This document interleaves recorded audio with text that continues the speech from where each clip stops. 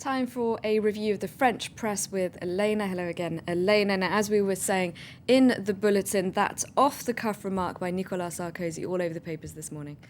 I'm going to quit politics if I lose the election. That's what he apparently said off the cuff to journalists in French Guiana this weekend. And it's making all the front pages. Is he already beaten? Asks Libération on the front page. They're basically asking if it's a sign that the president and his team have given up all hope of winning the election because he's riding so low in the polls.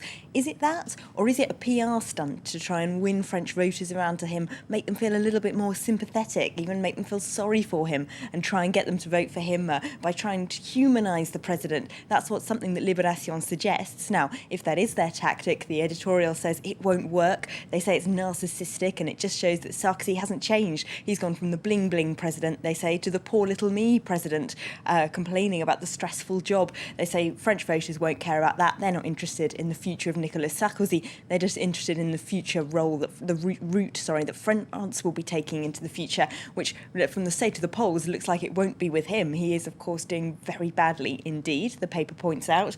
In Le Canard Enchaîné, the satirical weekly, they've got some off-the-cuff quotes from some other government ministers on this very subject, which does sound like they're not feeling very optimistic at the Élysée. They've quoted the Prime Minister, François Fillon, who apparently said if Sarkozy doesn't declare his candidacy within 2 weeks, then the game is up, which of course he doesn't plan to apparently until March, from the latest reports that we're hearing. And they also quote the Agriculture Minister, Bruno Le Maire, who apparently says our strategy has failed, and with the Front National rising on one side and the Socialists on the other, they might as well give up.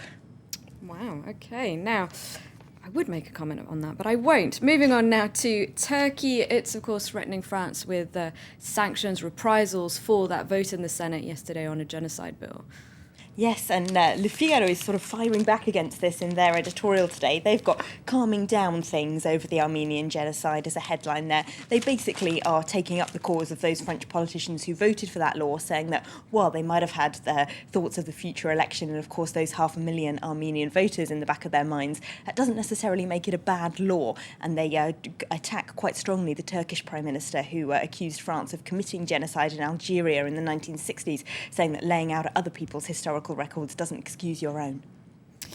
Now, one of the main themes touted by politicians in the run-up to the presidential election is trying to encourage people to buy made in France, and La Croix is looking at that today. Well, they're asking if it's actually possible. A couple of their journalists have been out to try and buy products made in France, which of course is what all the main 4 presidential candidates want people to do. They're trying to encourage companies to produce things in France. But it turns out it's virtually impossible. They attempted to go and buy a bicycle that was made in France, but found there's only one company who does them. And they also have factories in Italy and Portugal, so when you buy it in the shop, you can't know where it's made. And if you're trying to buy clothes made in France, they could be made of, say, fabric from India and then sewn together in Turkey. But as long as they've been embroidered or finished in France, according to the paper, they can still be sold under a Made in France label. Le Monde is also having a look today at one of the major clothes companies that until very recently still did make clothes in France, the lingerie band Les Habits. Now, they've decided to move their production to Tunisia and China, so Le Monde has been to visit their one remaining factory in the Loire, where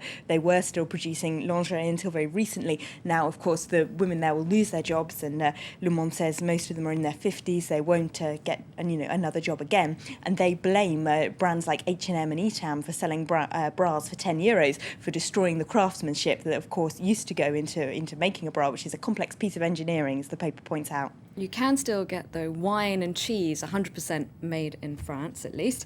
Now, moving on to one of the candidates for First Lady has given her first big interview in the press. Yes, François Hollande's girlfriend Valérie Trierweiler, who's of course a former political journalist for Paris Match and the woman for whom Hollande left Ségolène Royal, the party's candidate in the last presidential election.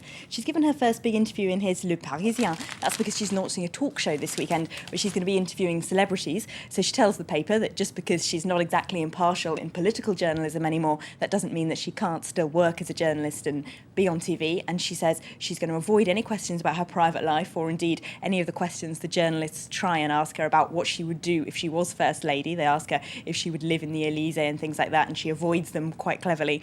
But for how long she's going to be avoiding those questions, of course, or whether or not she'll still be interviewing celebrities after the 6th of May, we've got to wait and see. From interviewing politicians to celebrities. Sometimes that's one and the same, though, isn't it?